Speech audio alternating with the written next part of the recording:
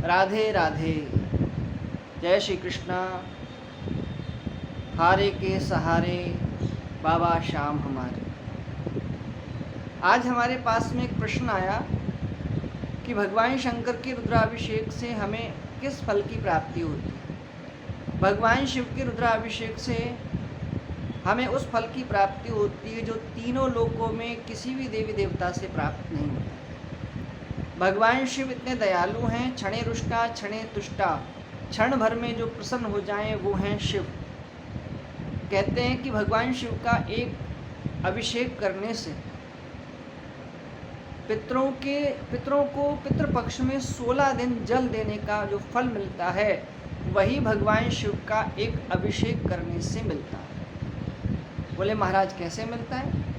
बोले कि जिस समय आप भगवान शिव पे अभिषेक करते हैं तो भगवान शिव के ऊपर चढ़ाया हुआ जो जल है वो जलहरी के माध्यम से होते हुए जब नीचे की तरफ गिरता है तो नीचे जो स्थान है वो पितरों का है। तो जब आप भगवान शिव पे जल चढ़ाते हैं तो वो जब जल नीचे की तरफ गिरता है तो कहते हैं कि वो पितरों को प्राप्त होता है। 16 दिन तक जो पितृपक्ष में तर्पण किया जाता है, पितरों को जल दिया जाता है, उसका जो फल पितरों को प्राप्त होता है वही फल भगवान शिव के एक अभिषेक से प्राप्त हो जाता है।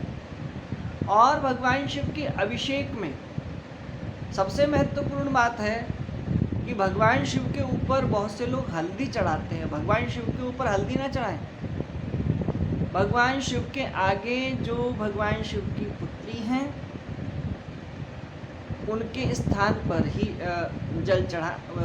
हल्दी चढ़ानी चाहिए और जल चढ़ाना चाहिए। और भगवान शिव पे कभी भी सरसों का तेल नहीं चढ़ाना चाहिए। देखिए सरसों का तेल तामसी होता है।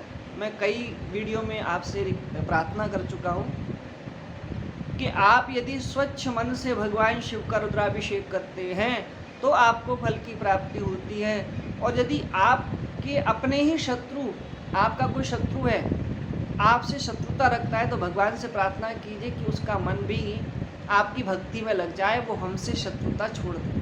लेकिन सरसों के तेल चढ़ाने से आप भी चढ़ाते रहिए, वो भी चढ़ाते रहिए, महाभारत का युद्ध होता रहेगा, लेकिन एक न एक दिन किसी एक का विनाश हो जाएगा। तंत्र विद्याओं में ना लग के भगवान की भक्ति करना सीखें।